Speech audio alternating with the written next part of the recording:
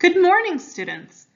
This week in Mrs. Stewart's Language Arts class, you will be beginning a final project that will require you to use a variety of print and internet resources for research purposes. Today, I want to talk with you about copyright law and how copyrighted material can and cannot be legally used in the classroom.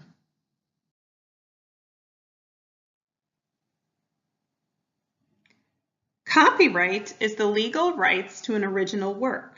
The United States copyright law explains the conditions under which original works may be copied and the ways they may be copied. Without copyright law, people would not get the credit or the money they deserve for their creations. Without copyright law, many people would stop writing books, music, and plays and creating movies and art.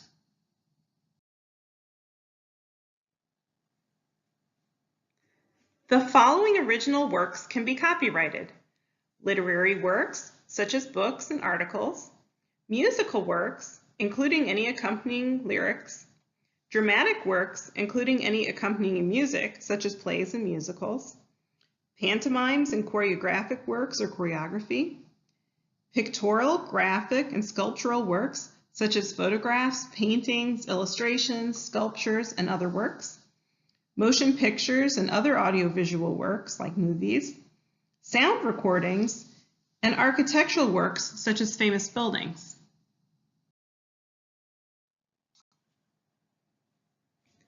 A creator's original work is protected by copyright law as soon as it is created, even if it is not registered or published.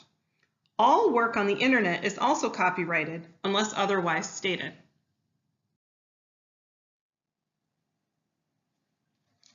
Copyright violation is a serious crime, and people who break copyright law, called copyright infringement, can be required to pay a very large fine.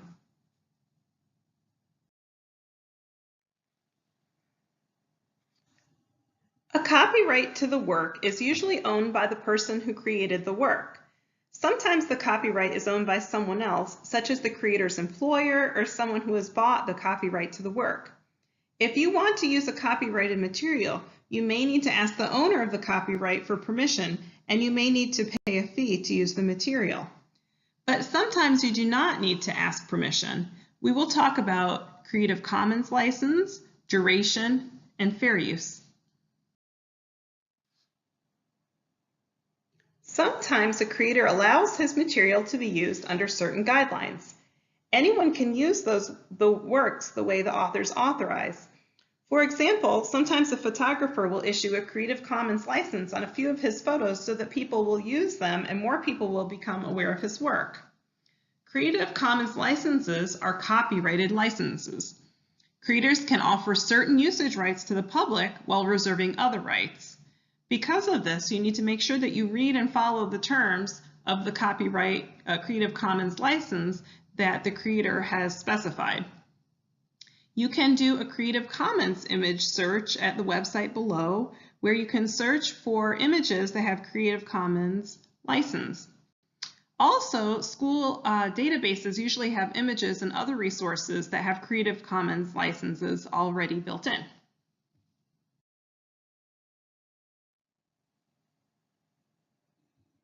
Duration means that copyrights are good for a certain number of years and then they expire. In general, copyright lasts for the life of the author plus 70 years. After the 70 years, then you would not need to ask permission to use the copyrighted work. It's called in the public domain. Sometimes it is okay for teachers and students to use a small portion of a copyrighted work for teaching and learning without asking permission, if proper credit is given to the creator of the work. Small portions of copyrighted work can also be used for criticism, comment, news reporting, or research under what is called fair use guidelines. There are 4 factors in the fair use guidelines. To determine if an original work can be used under the fair use guidelines, teachers and students must consider the 4 factors. First, purpose. Is it being used for nonprofit educational purposes rather than for something to sell or for use as entertainment? Next, the nature of the copyrighted work. If the work is for a general readership, such as a magazine or periodical not specifically used for education, it would tend to support fair use in the classroom. Works of an entertainment nature, such as movies or music, are less likely to be considered fair use. If the work itself is educational in nature, a judgment of fair use may not be supported because of potential impact on sales. The amount used should be considered. Using a smaller amount of the total work is more likely to be considered fair use than using a larger amount, such as using a few pages instead of several chapters. The importance of the portion used should also be considered. It is less likely that fair use could be used to share the exciting ending chapter of a book than a chapter at the beginning of a book. Also, the effect. Does the use of the work cause the owner of the copyright to lose potential sales? All four factors contribute to fair use. If the use of a copyrighted work does not qualify as fair use under any one factor, permission must be granted for it to be used.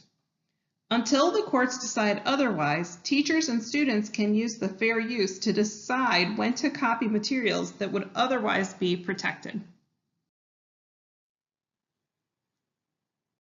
The way in which the student presents the work contributes to the fairness of the use. If the work is being placed on a local network for a short period of time, or printed only for class members, it may be fair, but it is probably not fair to display the same material on the internet. Converting materials to a digital format is usually a violation of copyright laws and guidelines. For example, it is illegal for a student to purchase a VHS video and convert it to a digital format, or for a teacher to make audio recordings of library books. Copyright law protects the format in which ideas are expressed. Students must give proper credit to the creators of the materials that they use, called citation.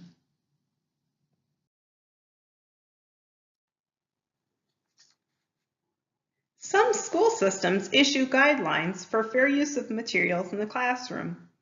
The U.S. Copyright Office also gives examples of published materials that might be copied and used in the classroom under fair use. For example, a poem less than 250 words may be used. Articles, stories, or essays less than 2,500 words may be used. 10% or 1,000 words from a longer work might be copied. One chart, picture, diagram, or cartoon per book may be copied. 2 pages from an illustrated work less than 2,500 words, like a children's book, may be copied and used. A photograph, illustration, collection of photographs, or collection of illustrations may be copied and used. A single work may be used in its entirety, but no more than 5 images by a single artist or photographer may be used. From a collection, no more than 15 images or 10%, whichever is less, may be used. Videotapes, DVDs, laserdiscs, multimedia encyclopedias, QuickTime movies, video clips from the internet may be used. Students may use portions of lawfully acquired copyright works in their academic multimedia, defined as 10% or 3 minutes, whichever is less, of motion media. Teachers and students may use records, cassette tapes, CDs, and audio clips. Up to 10% of a copyrighted musical composition may be reproduced, performed, and displayed as part of a multimedia program produced by an educator or students. And images may be downloaded from the internet for student projects and teacher lessons. Sound files and video may be downloaded for use in multimedia projects. And broadcast cable TV shows and videotapes made of broadcast and cable TV shows may be used for instruction, but cable channel programs may be used with permission. Schools are allowed to retain broadcast tapes for a minimum of 10 school days. And certain shows, such as PBS's Reading Rainbow, allow for much more time. Cable programs are technically not covered by the same guidelines as broadcast television.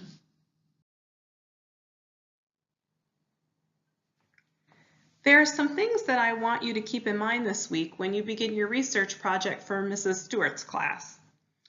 When researching a topic, make sure that you name your source in your notes. If you don't note the source before the note from that source, when it comes time to make your presentation or paper, you might forget which source each note came from. Also, in your notes, you should actually mark if your note is paraphrased or in your own words, or as a direct quote. Sometimes in my own notes, I put a P for paraphrased, and I put the quoted text in quotes so that I know when I go back if I need to put those in quotes in my presentation.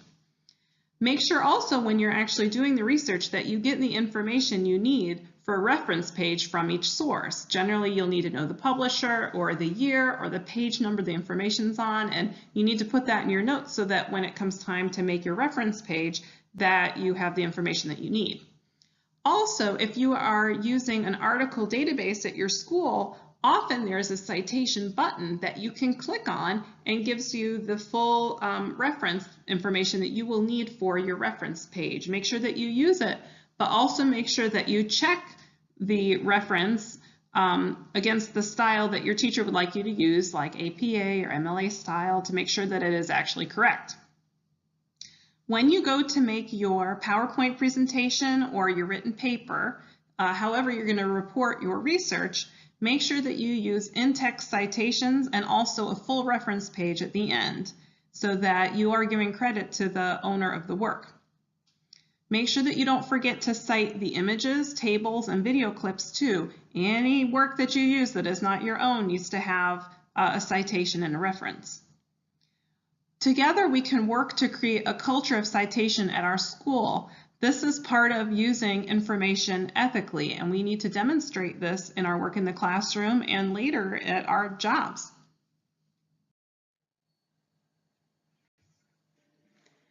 While you're doing your research, you may need help with copyright law.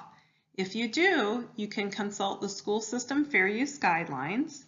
You can look at the U.S. Copyright Office in the Library of Congress website, and you can talk to your classroom teacher and school librarian, and they can also help with copyright law.